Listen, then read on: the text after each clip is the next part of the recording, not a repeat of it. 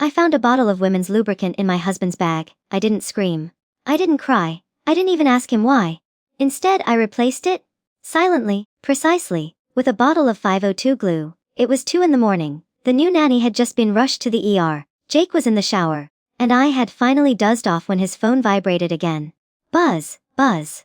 The screen lit up his leather duffel bag on the floor like a spotlight in a crime scene. I reached over and picked it up, half asleep, not thinking. A spam call, 400 prefix. I sighed, declined it, and slid the phone back where I found it. That's when my fingers brushed against something else. Cool, smooth, cylindrical. Not his cologne, not his pen. I paused. A strange chill ran down my spine. Without thinking, I pulled it out. It was a pink bottle. The label showed a cartoon woman in an exaggerated pose, her eyes wide, her chest unnaturally large. All the text was in Japanese. It looked cheap, vaguely obscene, foreign, definitely not from a pharmacy. My breath hitched. I grabbed my phone and opened a photo search app. In seconds, the screen lit up with the truth. A women's lubricant, high stimulation, adult rated. Already opened. I sat there frozen, like someone had slammed a pipe across the back of my neck. Everything blurred. My lungs forgot how to breathe. I was still recovering postpartum. The stitches hadn't even fully healed. This wasn't for me. Jakey had cheated. The idea pierced through me like a serrated blade. No screaming, no confrontation. Just this suffocating silence. The sound of the shower filled the room like static. I stared at his phone. Then I opened it. The wallpaper was still Mia's, actually, a beach photo. It felt like a lie. The text history was neat, clinical. Dear wife, was pinned at the top. All our exchanges were robotic, work updates, chore lists, bank transfers, not even a heart emoji, no signs of flirting, no deleted apps, no hidden folders. It was all too clean, too deliberate. But then my thumb slipped. A folder labeled, work. I opened it. Inside was a parenting app. This does not add up. Jake has OCD. His phone apps are very well organized. Why is a parenting app in the work folder? My heart skips a beat. My fingers couldn't help but launch the application. The chat logs inside made me go into a deep freeze. 8 March. That day, I was rushed to the hospital for a possible miscarriage. He stayed at my bedside all night. I waited 3 months, expecting to have some fun, but she turned out to be completely useless. Book a hotel near the hospital tonight. I can no longer hold it. Do not wear black stockings. Obtain a nurse's uniform. That is more exciting. 20 May. That day he took me to a maternity photo session. He even proposed to me again in front of everyone, expressing his desire to spend 52 years with me on 5/20. When she cried, her fat jiggled. It was incredibly disgusting. I'm going on a business trip tomorrow. Please stay with me for a few days. I miss you. I want to kill you. 6 October. That day was our wedding anniversary, so we took a family photograph. He smiled and mentioned that we were a happy family of 3. Today, you called her dirty names right in front of her. She does not know anything. She's simply holding the baby and smiling stupidly at me. And the most recent message says, let's do something exciting tonight. My stomach lurched with intense nausea. I clamped my mouth shut tightly, afraid I'd vomit right there. Could Jake have said those filthy words? I didn't understand it. I just couldn't understand it. He'd always been so lovely to me. He arrived home on time every day and handed over his paycheck. Throughout my pregnancy, he did all of the housework. Every day, he gently massaged my swollen legs and applied pregnancy oil. He even smiled while washing my pants by hand. He treated me like a delicate flower, afraid I would be hurt. He couldn't sleep the night before every prenatal checkup because he was so anxious about it. When I was giving birth, he stood outside the delivery room, crying louder than I was. Others struggled to get a whole night's sleep during their postpartum period. Every day, I could sleep until I naturally woke up, because Jake had planned everything ahead of time, including a top-notch postpartum care nurse, a nutritious meal plan, and parenting knowledge. He even got up every night to soothe the baby, allowing me to sleep a little longer. Even my best friend said that a man like this is difficult to find. Even with a lantern, a man like this wouldn't cheat, right? But reality slapped me across the face. Jake had cheated. It began during my pregnancy. I wiped away the tears and took a deep breath. No, now isn't the time to cry. Crying will not solve anything. I used my phone to photograph all of the chat records. Then I replaced the lubricant with 502 glue. I'm not sure who Jake is cheating on, but everything will be revealed tonight, right as I put everything back in its place. The bathroom door opened. Jake walked out, wiping his wet hair, and noticed me sitting on the bed. He paused. Honey, it is so late. Why aren't you sleeping yet? His voice remained as gentle as ever. I lifted my head, and our gazes met. Tears streamed uncontrollably. It felt like my emotions had finally found an outlet. Jake panicked when he saw me crying. Immediately, he rushed up to me. His eyes widened with concern. Honey, why are you crying? Have you had a nightmare? You should not cry while on maternity leave. It might cause postpartum depression. His movements were gentle. If I hadn't seen those chat logs for myself, I might have believed his concern was genuine.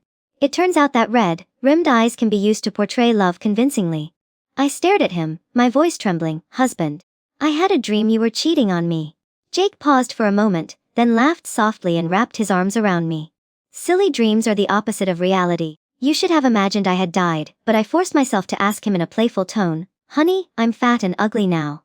Do you still love me? Jake let go of me, cupped my face in his hands, and gazed at me with deep affection. Then he leaned down and kissed my forehead reverently. My wife is the most stunning woman in the world. Besides, you're the person I pursued for 10 years. How can I not love you? That's correct. Jake chased me for 10 years. He would even share his kidney with me. I once believed that a sow could climb a tree rather than that Jake would cheat on me. However, the truth is ruthless. The chat logs feel like sharp needles.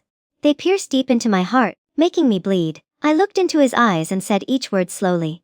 Honey, if you truly cheated on me, could you just die? A brief expression of unease crossed his face, but he quickly regained his composure. I would never cheat on you, even if it meant death.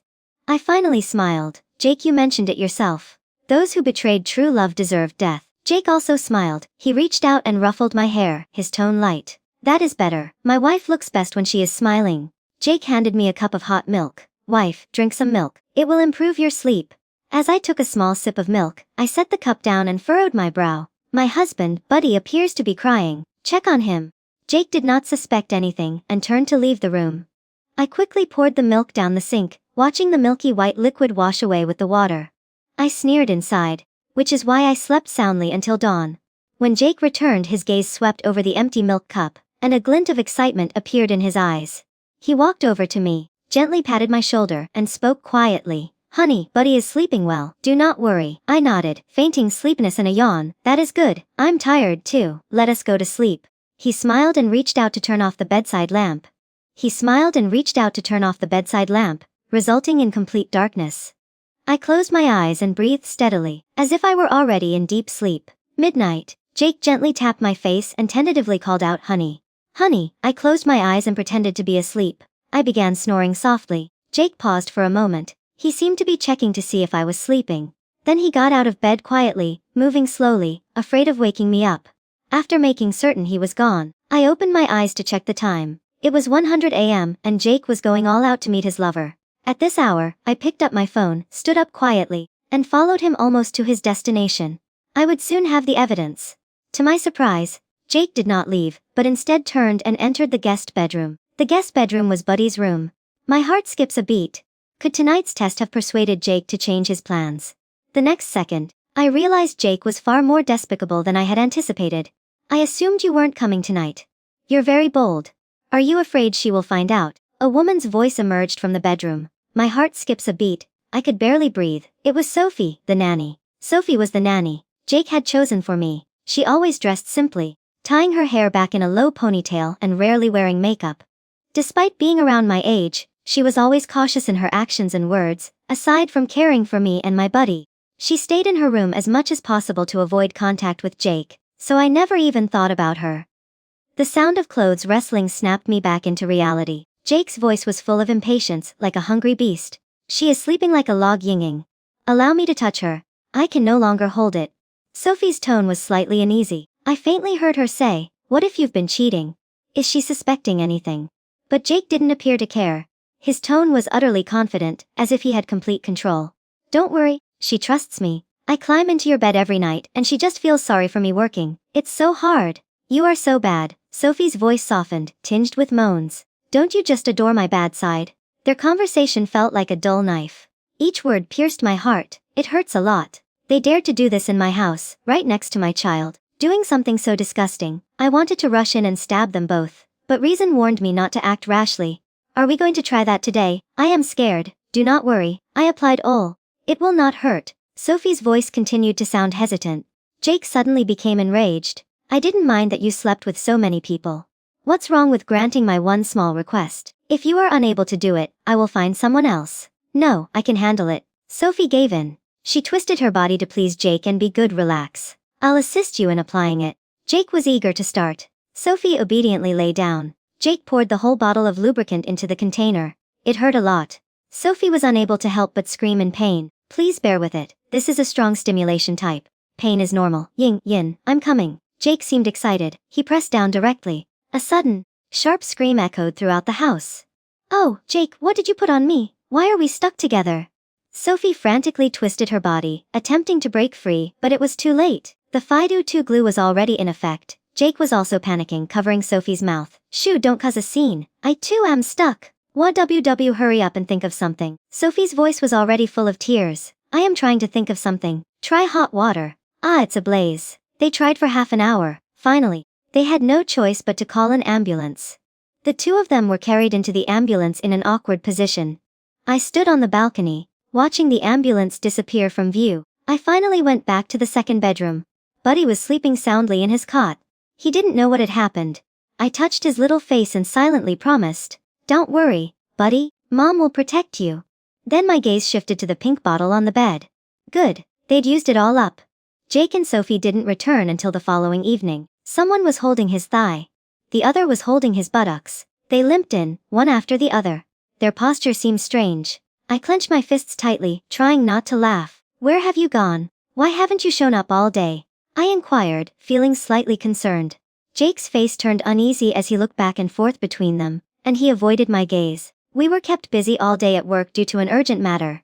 We ran into Sophie downstairs and got back together. His voice sounded vague and unconvincing. I turned my head to look at Sophie. Sophie, why didn't you say something? I was concerned. Something has happened to you. Sophie's face was paler, and her lips trembled slightly.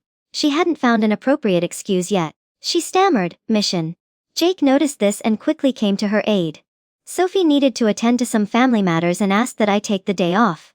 I got busy and forgot to tell you. Sophie nodded in agreement, fearing I'd ask more questions. Miss Hin, I will go pick up the kids. Now. I waved my hand and spoke casually, as there was no need. My parents mentioned that they missed the kids, so I'll take them for a few days. You can also relax. Sophie paused for a moment before responding in a low voice. Then I will make dinner for you. I nodded with a flat tone. Go ahead. She took a glance at Jake. Her eyes were filled with resentment, but Jake was too preoccupied to see her. Sophie could only withdraw her gaze and slowly shuffle into the kitchen, with her tucked between her legs. Her back appeared pitiful. Every step was excruciating. To be honest, I felt sorry for her because she worked like a horse during the day and as a maid at night, and she still had to cook for me despite her work injury. It was truly pitiful. The sound of pots and pans clinking could be heard in the kitchen. Sophie's movements were slower than usual. Jake clenched his lips and took a slow seat on the edge of the sofa. The pain on his face was about to burst out, but he forced himself to remain silent. Silent, I pretended to ignore his unusual behavior. I walked over to him, wrapped my arms around his neck, and sat in his lap.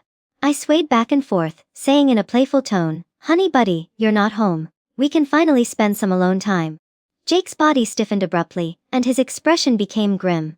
His fingers gripped the edge of the sofa. His knuckles were turning white under the pressure. I moved back and forth on the couch. Jake could not take it anymore. He pushed me away forcefully. The force was so powerful that it startled him. I stumbled backward, almost falling to the ground, and a look of panic appeared on his face. Honey, I didn't mean to. After regaining my balance, I took a casual glance at his trousers and noticed a dark stain. Blood must be seeping out again. My voice was full of concern. Honey, what's wrong? Are you feeling unwell? Let me have a look. After saying that, I reached out and pulled his pants down. Jake, on the other hand, appeared startled and jerked backward. In his panic, he pulled on the wound again. The pain caused him to grimace. His voice came out of clenched teeth, trembling slightly. It is nothing. Just a sudden urge to urinate. He clutched his lower body, clenching his thighs tightly, and strolled to the toilet. Step by step, I leaned against the sofa, relieved by his disheveled appearance. While they were away, I installed surveillance cameras in every hidden corner of the house to ensure that everything was recorded without any gaps, including the bathroom. Jake carefully peeled off the bandage in the surveillance footage, revealing the bloody wound beneath it. With trembling fingers, he pulled out a tube of ointment from his pocket and slowly applied it to the wound. The moment the ointment touched his skin, he winced in pain, but clenched his teeth and refused to speak. Seeing this, a wave of satisfaction washed over me. I never expected 502 glue to be so strong. I couldn't help wondering how Sophie was doing. Her wound was larger, so she must be in greater pain. Jake emerged from the toilet after nearly 30 minutes. His legs trembled while he walked. I looked up at him, concerned, and asked, "Are you really okay, honey?" He forced a smile and responded weakly, "I am fine." I smiled. "That is good. Let us eat. I've prepared a special meal for you." Jake froze as we sat down at the table. He focused on the spicy crayfish, garlic, scallops, and spicy crab. His voice was trembling. "Honey, why so much seafood?" I smiled sweetly as I pushed them both into their seats. "You've been taking excellent care of me lately. I wanted to treat you properly, so I put a large prawn in each of their bowls. Come on, eat more. Do not be shy." Sophie's expression also became grim. She lowers her head. Her fingers tightened around the chopsticks, unable to bring herself to eat. Jake's fingers trembled slightly as he peeled the prawns, and beads of sweat appeared on his forehead. I sat beside them, pretending not to notice and feeling sad. There was a major scandal in the neighborhood yesterday. A man and a woman got too carried away and became stuck together, necessitating their transportation to the emergency room. I was told it was someone from our building. Oh, how embarrassing. I'm wondering if they can be separated. Jake's hand shook, and the prawns fell to the table. I pretended not to notice and proceeded. "Honey, do you remember who it was?" Jake averted my gaze, his voice stuttering. "I am not sure what I do unconsciously." "Hey, why are you not eating? Are you feeling unwell? Perhaps you feel guilty." They could only manage an awkward smile and swallow their food. Meanwhile, I sat there, eating my postpartum meal, feeling extremely satisfied. Over the next few days I placed various takeaway orders for them: cake and milk, tea, fried chicken, burgers, seafood, feasts, Sichuan, and Hungarian cuisine. Every meal caused their faces to pale. Jake's legs spread wider and wider. Sophie found herself unable to sit properly as he walked. Sophie reached her breaking point on the third night. Sophie stood by the bed in the guest bedroom at midnight, speaking quietly. "Jake, I can't take it anymore. I am done. Give me 1 million. Transfer to my account. Right now." Jake furrowed his brow. "Are you crazy? Why would I give you so much money?" Sophie sneered. "The doctor stated that my rectal nerve damage is irreversible." She abruptly pulled down her trousers, exposing the wound under the light. The wound was already infected and oozing pus. It was a terrifying scene. "If things get any worse, I may need a colostomy bag. Is $1 million too much to ask?" Her voice became louder. Her emotions were reaching a breaking point. "Or would you like your wife to find out about us?" Jake clenched his teeth while glaring at Sophie. "You dare to threaten me?" Sophie did not back down. "This is not a threat. This is a deal. You give me the money, I leave, and we go our separate ways." Otherwise, she did not finish, but the meaning was obvious. The room fell into deathly silence. Jake clenched his fists and then relaxed them. Eventually, he gave in. "Okay, I can give you the money, but $1 million isn't a small amount. All of my money is with Mia, and I need time to arrange it." He tried to contain his desperation-tinged voice. "Leave now and I will transfer the funds to you in a few days." Sophie scoffed, clearly disbelieving his lies. She took a pre-written IOU from her bag and slapped it on the table in front of Jake. "No promises. Sign the IOU first." Jake's face paled as he looked at the IOU, which showed 1% interest per day. "This is not simply high-interest lending. This is extortion. I'm going to tell Miss Chen right now what happened between us." "I'll sign." Jake's voice was barely audible as he forced the words out, his trembling hand signing his name to the note. I couldn't help but give a smile. "Want money? You'll be waiting forever." I turned around and returned to my bedroom, quickly dividing the money in my account into several portions. One portion was invested in a fixed-term financial product. Another portion was transferred to an educational fund. The account was opened in Buddy's name. Sophie hurriedly packed her luggage and prepared to depart the following morning. Her movements were gentle, as if she didn't want to wake anyone. When she dragged her suitcase to the door, I slowly exited the room. "Sophie, where are you going? Is it so early?" She lowers her head. Her voice trembles. "Miss Shin, there is an emergency at home. I'm quitting." I nodded. Without asking further, I took out my phone and transferred this month's wages to her. "Here are this month's earnings. Take it. Take care on your way." Her fingers trembled slightly, and she avoided my gaze as if she wanted to say something, but she eventually said, "Thank you," and turned to leave quickly. I am someone who keeps work and personal matters separate. I never withhold wages, but when it comes to what is owed, not a single penny will be kept inside the house. Jake was still lying on the bed unconscious. His wounds were worsening. The air was filled with a foul stench. In recent days, he had been applying ointment more often. Even in the middle of the night, I could hear his suppressed moans from the bathroom. I walked into the loo. I removed the capsaicin I had prepared earlier and mixed it into his ointment. It was time to showcase my actual abilities. I returned the ointment to its proper place, lay back on the bed with a satisfied smile, and waited patiently for the show to begin. Jake eventually woke up. He dragged his heavy steps into the bathroom, removed his trousers as usual, and prepared to care for his wound. His wound had already started to fester. The edges were blackened from necrotic tissue. He clenched his teeth, dipped a cotton swab in the ointment, and wiped the wound with delicate beads of cold sweat running down his forehead. How did it become this bad? I couldn't help but be impressed by Jake's resilience. He had made it through the past few days. He was a truly tough individual. Jake removed the ointment, squeezed out a large amount, and applied it to the wound. The next moment, his body stiffened. He suddenly let out a piercing scream. "Ah!" I rushed in, my face filled with concern. "Honey, what's wrong?" Jake's face was contorted with pain, and the veins on his forehead bulged. He quickly scratched at the skin is festering and dripping blood all over the floor. "Quickly transport me to the hospital," he was almost shouting. I fainted. Panic. "What's happening, honey? How did your hemorrhage get so severe?" He was too weak to respond. He kept scratching the wound to relieve the pain until he fainted. I slowly took out my phone and dialed the emergency number outside the ER. The doctor looked serious and told me that the patient's condition was not good. The tissue has already died, and there is a secondary infection. There are two options. Conservative treatment, but the risk of infection is high and potentially fatal. The second option is surgery, which will thoroughly remove the necrotic tissue. I did not hesitate for a moment. Simply cut it out. Jake opened his eyes again the day after his surgery. The effects of anesthesia were gradually wearing off, and his gaze remained unfocused. His eyes finally focused when he saw me standing by the bed. "Wife," I slammed the divorce agreement onto the table. "Jake, let us divorce. The child is mine, as is the entire property." He froze for a moment. His eyes were flickering with panic. He forced a smile. "Wife, what are you talking about? Why do we have to get a divorce? We're still together." I mocked him as I looked down at his lower body.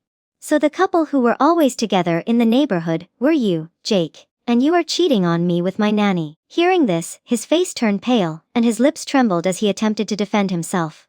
"Wife, listen to me. She seduced me first, and I swear it was only once. I was only confused for a moment." He clung to the hem of my shirt. His voice trembled with tears.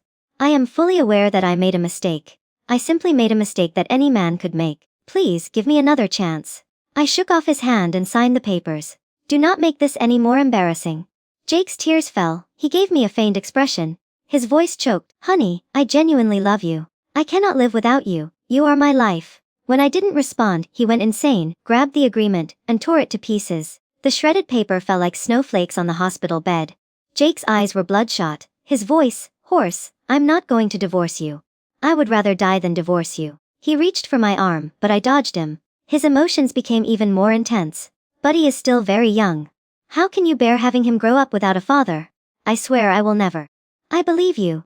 I interrupted him and pressed down on his right hand, which was raised in a swearing gesture. The faint glimmer of hope on his face vanished with my following words. "After all, your weapon was already confiscated." Jake appeared to have an epiphany at that moment. He lowered his head, pulled back the blanket, and gazed down at his lower body. His expression shifted from confusion to horror, then despair. Finally, he let out a heartbreaking scream. "No, this cannot be. What have you done to me?" Jake's eyes were vacant. It seemed as if all hope had vanished in an instant. I spoke calmly. "This is a complication. The doctor can confirm this. However, I signed the surgical consent form without hesitation." "Shinru, you!" He screamed and struggled to get out of bed, choking me. However, as soon as he moved, the 4 tubes tripped him. He collapsed back onto the bed, disheveled. I took out the backup divorce agreement from my bag and slapped it right on his face. The words, "All property belongs to the wife," were visible above his eyes. It appeared to be the ultimate mockery of your dreams. Jake's eyes became red with madness. His voice is hoarse. "You cannot leave this marriage unless I agree to the divorce. Even if we divorce, you will have no job or income. Tell me which judge would give you Buddy." Seeing me in silence, Jake suddenly let out a low laugh. The laughter conveyed a sickening sense of triumph. His expression softened. "Honey, I forgive you. Just sew it up too. Then we can stay together and live as before. How nice would that be?" My head spun. I looked up at him in disbelief. Jake had become this twisted, but he appeared to have come to a sudden realization. His expression became more certain. "Honey, you have given birth. You're ugly and overweight. No one will want you except me. Transfer $1 million to Sophie now, and she will never bother us again. We can start over. I couldn't help laughing. It was an angry laugh. Jake felt I wasn't angry enough, so he added, "But from now on, you must completely obey me. You are unable to form any opinions." I silently picked up the hot water kettle from the table. I lifted the lid and poured scalding hot water directly into his crotch. Without hesitation, "Oh, I apologize. I spoke casually as if it were a genuine accident." Jake screamed in pain and curled up into a ball. His face turned bright red. He could not say a single word. The world finally fell silent. Jake was correct. If he disagreed, I would be unable to divorce him easily. The legal process was complex, time-consuming, and exhausting. Not to mention that he would fight for Buddy's custody. Since this was the case, I changed my mind. Widowhood may be more straightforward and more thorough than divorce. I posted a video of Jake and Sophie together online within half an hour. It had been shared more than 10,000 times. It even appeared on the city's trending list. Jake was ruined. His personal information was revealed. His friends have all cut ties with him. Even old classmates he hadn't spoken to in years sent him messages scolding him. The company also fired him for damaging the company's image. It is now settled. Jake is out of work just like me. Meanwhile, Jake's hospital room became a popular photo spot. Every day, patients and their families would make an extra effort to approach him and point through the glass. Some even rushed into the room and spat at him. Jake's emotions became increasingly unstable as he endured mental and physical torment. He began smashing objects in the room. He spends all day screaming and shouting in the ward. The nurses are too afraid to approach him. The hospital had no choice but to move him to a secluded single room. To avoid disturbing the other patients, I took advantage of his absence. I installed a surveillance camera in a discreet location in the ward, with the lens facing his bed. When I have nothing better to do, I open my phone and watch him go crazy in the ward. You know what? The hospital had no choice but to move him to a secluded single room. To avoid disturbing the other patients, I took advantage of his absence. I installed a surveillance camera in a discreet location in the ward, with the lens facing his bed. When I have nothing better to do, I open my phone and watch him go crazy in the ward. You know what? It was very therapeutic. Based on Jake's transaction records, I realized I wasn't the only victim in this. There could be a massive black market operation, so I began investigating discreetly in the mommy group. I quickly discovered several women who had similar experiences. Some of them had already noticed their husbands' unusual behavior, but lacked proof. However, most people were in the same situation as I, completely unaware of the truth. Every night, they consumed milk laced with sleeping pills. Their husbands brought them into a deep sleep without their knowledge, all while thanking him for his thoughtfulness. As the investigation progressed, we discovered that the postpartum care agency Sophie worked for was not as straightforward as it appeared on the surface. It claimed to offer professional maternal and infant care services. In reality, the target audience was new fathers. They had a comprehensive training program in place. New employees must first learn to act innocent. Their hair must be tied in the most out-of-date, low ponytail. Uniforms must be 2 sizes too large, with heels dragging on the ground when walking. This conveys the image of simplicity and honesty. They make an effort to avoid excessive contact with the new fathers while at work. They even seem awkward and reserved. This causes many new mothers to lower their guard. After all, who would have imagined that beneath the plain nanny uniform lies sexy lace and lingerie? Many fathers find it impossible to resist this hidden temptation right in front of their wives. They enjoy the excitement of the illicit affair. As a result, nannies such as Sophie are in high demand on the market. Several people were arrested on the spot. Unfortunately, Sophie managed to flee during the operation. Sophie was next seen in Jake's hospital room surveillance footage. She was wearing a mask that covered most of her face, leaving only her eyes visible. Behind her were several burly, tattooed men. They all looked fierce. Jake lay on the hospital bed, depressed. Jake's eyes filled with hatred as Sophie removed her mask. "It's all your fault. If you hadn't seduced me, I wouldn't be in this situation." Sophie sneered, her tone full of contempt. "Did I force you to remove your trousers? You can't control yourself and are now blaming me." Jake struggled to raise his hand and press the call button by the bedside. However, before his hand could reach for the button, it was grabbed by a large man standing beside Sophie and violently twisted behind his back. "Oh, it hurts. Let's talk it out." Jake was in so much pain that he began sweating profusely. "When will you pay me back? I don't have any money left. Mia took it all. Find her. She replaced the lubricant with 5-2 glue. It's entirely her fault. We're in a mess." In an act of desperation, Jake pushed me forward without hesitation. hesitation in attempting to redirect Sophie's rage towards me. Sophie, however, remained unmoved. She knelt, grabbed Jake's collar, and snarled. Do you think I would believe you? If you do not give me the money today, you will not be able to leave this ward alive. Jake's voice was near tears. I don't have the money otherwise. I'll trick Mia into coming here so you can ask her for it. He said this with a cruel expression on his face. It was clear he wanted me to die. My phone rang soon after, and the caller ID indicated that it was Jake. He tried to keep his voice steady. Honey, I agreed to the divorce. Come to the hospital now. I responded differently. All right. I'll be there shortly after we hang up. He said this with a cruel expression on his face. It was clear he wanted me to die. My phone rang soon after, and the caller ID indicated that it was Jake. He tried to keep his voice steady. Honey, I agree to the divorce. Come to the hospital now. I responded with indifference. Okay, I'll be there. Shortly after hanging up, I saw Jake approach Sophie and say, Mia will be here soon. Sophie spat in his face with contempt. You're disgusting. You sold your wife so easily. Jake clenched his teeth and said, she was the one who hurt me first. She ruined me. Why should I protect her? Sophie became impatient after half an hour. She slapped Jake across the face. Why is she not here yet? Are you two working together to deceive me? Jake turned his head away. A trace of blood seeped from the corner of his mouth, and he explained quickly, maybe she is stuck in traffic. I will call her again. The telephone rang again. This time, Jake's voice was urgent. Honey, why are you not here yet? I dropped my voice and pretended to be nervous. Husband, the police just told me they found Sophie's whereabouts, which she may know. You called the police, and they are on their way to the hospital to see you. You must keep her occupied and prevent her escape. What exactly are you talking about? Sophie snatched Jake's phone before he could finish. She slammed it to the ground. With all of her strength, she shattered the phone, sending shards flying everywhere. Jake, it is entirely your fault, and the police want you. Sophie glared at him with hatred, as if she wanted to tear him apart.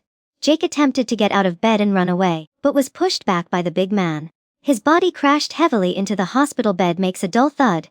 The bed frame shook multiple times. It was Maya who said it. I didn't call the cops. Ugh. Before he finished speaking, the big man stuffed a sock in his mouth. Sophie waved her hand and hit him. The man immediately surrounded him. Their fists beat down on Jake's body. Jake tried to curl his body into a ball to avoid the blows, but it was ineffective. A loud crack rang throughout the room. Jake's ribs appeared to break several more times. He was in such agony that his entire body trembled, and the veins on his forehead bulged. But with his mouth stuffed, he couldn't even scream. He could only make a low, muffled whimper. Strike him. Didn't you eat today? Sophie's lips curled into a cruel smile. Her eyes widened with satisfaction. Bang bang. The thug's fist became even more brutal. Each punch landed with brutal force, echoing through the sterile hospital walls. Jake's body flailed like a rag doll, his limbs jerking uncontrollably. His skin turned purple, his breathing shallow, until finally, he stopped moving altogether. Sophie raised her hand. Enough. The thugs backed away, breathing heavily. She stepped forward, stared down at Jake's bloodied, swollen face, and spat directly at him. I hate you, she sneered. You adulterous scum. You disgust me more than anything in this life. I spit on your grave before you're even in it. With that, she turned and headed for the exit, only to be met by a wall of police. She didn't even flinch. Jake was rushed back into emergency surgery, but the damage was done. His organs were failing, blood loss catastrophic. The doctors tried everything, and failed. As he lay dying, he asked for me. So I went. His face was barely recognizable, bones shattered, lips bloodied. But when he saw me, his eyes lit up, one last glimmer of hope. Trembling, he reached toward me. Wife, he whispered, I love you. I didn't move, I didn't speak. I only smiled, cold and cruel. Then, I mouthed 3 words, alone, forgotten. His eyes widened, his chest jerked, blood poured from his mouth. And just like that, Jake was gone. A single tear slid from the corner of his eye. Too little, too late. As for Sophie, her empire of filth collapsed. The charges stacked higher than her stilettos. Assault, conspiracy, prostitution, murder. The judge gave her death. I gave her nothing. Outside the courthouse I looked up. The sky was cloudless, the sun blazed, and for the first time in years, I breathed freely. The past was buried, the road ahead, still long, but mine. Would you have shown mercy? Or done the same? Comment your thoughts below.